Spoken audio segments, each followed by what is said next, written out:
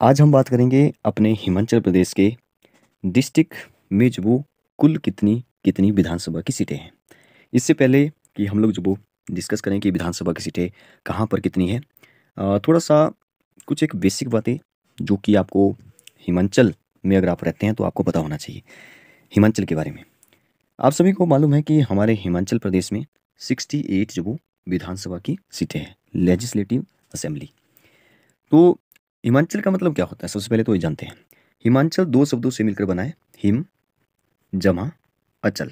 ठीक है, हिमाचल।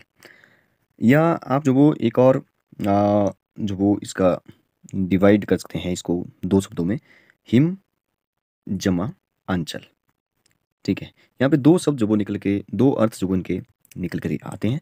हिम जो वो आपको पता है ये बर्फ होता है। ठीक है, या हिम यहाँ पे हिमालय आप ले सकते हैं थोड़ी देर के लिए। देखिए, हिम मतलब बर्फ, अचल मतलब पहाड़, तो बर्फ के पहाड़, बर्फ के पहाड़ बोल दो, या बर्फ मतलब बर्फ से घिरा हुआ पर्वत बोल दो। ठीक है, अब यहाँ पे ना दूसरा है जो हमने आंचल लिखा है, हिम जमा आंचल, हिमांचल। इस आंचल का मतलब होता है गोद। ठीक है, तो इसको हम ऐसे बोल सकते हैं कि हिमालय की गोद में जो वो बसा हुआ है हमारा हिमाचल। ठीक है, तो इन दोनों अर्थों को जो आपने ध्यान में रखना है। हिमाचल में आपको बता दिया कि 68 विधानसभा की सीटें हैं। लोकसभा की कितनी है? लोकसभा की जो वो सीटें कितनी? Lok Sabha means MP, member of parliament, जिसके अभी जो वो इलेक्शन होने वाले हैं। तो लोकसभा की जो वो 4 सीटें हैं और राज्यसभा की जो वो हमारी 3 सीटें हैं। राज्यसभा की कितनी है? 3 सीटें हैं। ये तो आप सभी को पता ही होगा।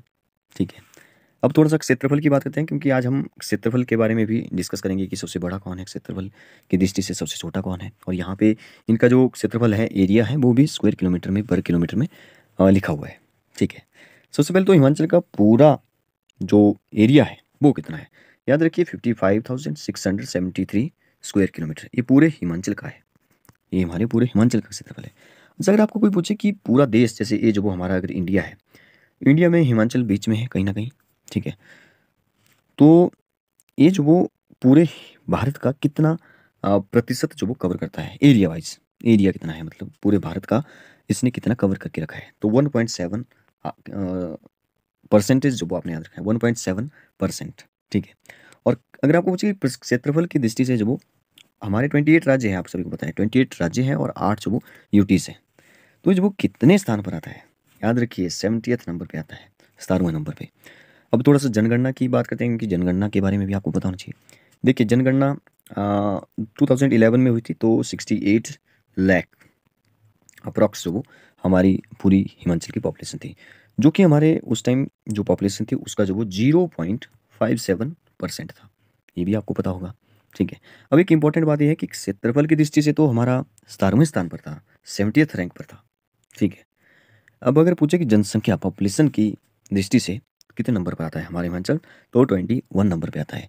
अब आपने 17 याद रखा, जो कि अ, हमारे क्षेत्रफल की दृष्टि से था, और 21 याद रखा जो कि हमारे पॉपुलेशन, जनगणना की जनसंख्या की दृष्टि से था। एक आपको 18 भी याद रखना है। जब हमारा हिमाचल बना तो पूरे इंडियन यूनियन का 18वां राज्य बना था, ये भी आपको याद रखना है, इंपॉर्टेंट। हम 25 जनवरी 1971 को जो वो हमें पूर्ण राज्य मिल गया, पूर्ण राज्य का दर्जा मिल गया, फुल स्टेटहुड मिल गया। ठीक है, 19 देखिए 1956 से 1971 तक हमारा जो हिमाचल है, 71 तक वो जो वो एक केंद्र शासित प्रदेश बनाया। ठीक है, केंद्र शासित प्रदेश जो वो रहा। इससे पहले 51 से लेकर के 56, आप बोलेंगे 51 से 56 तक नहीं गए, 51 से 56 तक जब वो सी कैटेगरी का राज्य था। ठीक है, बाकी आपको पता ही है कि 15 अप्रैल को हिमाचल डे मनाते हैं, और 15 अप्रैल 1948 को जब वो हिमाचल बना था।